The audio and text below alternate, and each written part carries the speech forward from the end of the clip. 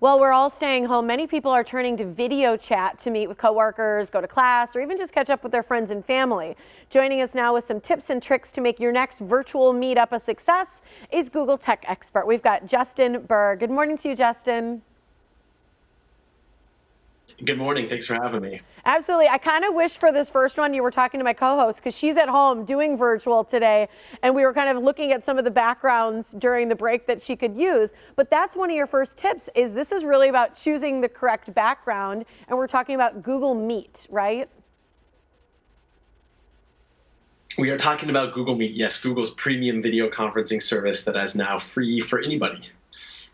So it's free for anyone, anywhere, anytime. I have not used it yet. This is new to me. So let's talk about some tips to make it a success, and you can kind of walk us through how Google Meet works as well. But setting the scene and the background is your first way to make it a success.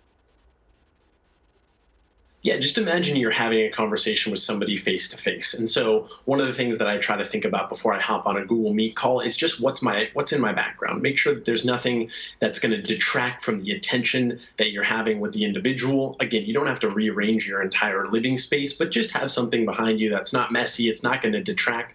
And then a couple other things. So I try to have the lighting source in front of me, and just so that I'm a little bit more illuminated. If the lighting source is behind you, you're kind of silhouetted and you can't really see the person that well, which is pretty detrimental to the call. And then the last thing is just having the camera kind of at eye level. I have my camera propped up, or my laptop propped up on a couple books right now, because imagine if you're talking to somebody face to face, you want to be eye level with them. You're not going to be crouching on the ground or something like that. So you want it to be as natural as possible. You want them to be able to see you, and you want to not have anything crazy in your background that will detract from the attention.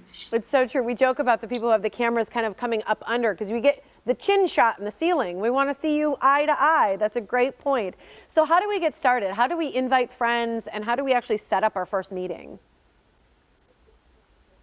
Yeah, you can get started at meet.google.com. You're going to be prompted to sign in with Google account, and then you're just going to click start meeting, or you can join an existing meeting right there, and then you're off to the races, ready to go. So really simple, just 2 clicks, ready to rock. And then once you're in there, everything's really intuitive as well. You can change your format to have that Brady Bunch style tiled view, so you can see everybody's smiling faces when you're on a call with them. You can click live captions, so say you can't really hear somebody very well, or there's a situation in which you'd like to see what they're saying rather than just hearing it. You can click that right on the bottom. It says captions, and it'll give you that live caption view right there. You can have up to 250 participants. There's no cap on meeting time right now, and it's all really high quality premium video conferencing service that you'd expect from Google. You always expect that from Google. I like that. How about security? Because that's what a lot of people are talking about with these video conferences, is the security factor.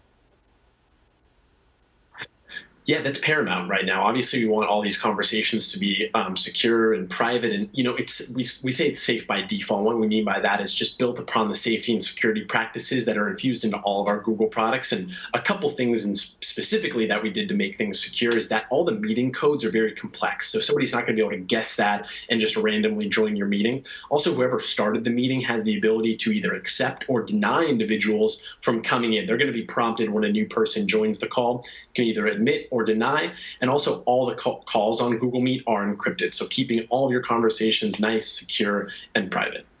Oh, I like that. I think that's something that just sort of makes us rest assured we're in a good space.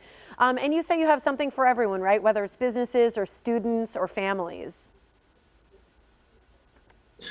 You're right. And yeah, there's another landing page. So you can get started on Google Meet by going to meet.google.com. But now a lot of individuals are kind of thrust into this educating type of a role. Parents are teaching their kids. Kids are learning from home. Teachers are trying to teach from home. And so you can actually go to another landing page, which is teachfromhome.google. And that's a great resource for figuring out how you can live stream lesson plans, how you can record a session and send it out to your students, how you can live caption while you're presenting on a deck on slides. It's a really great resource, and not only for just educators, but for anybody really that's trying to up-level their skills in a video conferencing zone right now. It gives you a lot of tips and tricks for how to do that, but especially as it comes to educators, for teachers, parents, and students. Teachfromhome.google is a great resource there. Love it. Thank you so much for joining us today, Justin. I'm excited to try it. Thanks so much for having me. You bet. And to get started with Google Meet, here's the original website. It's meet.google.com. You can rewatch this for the teaching website as well.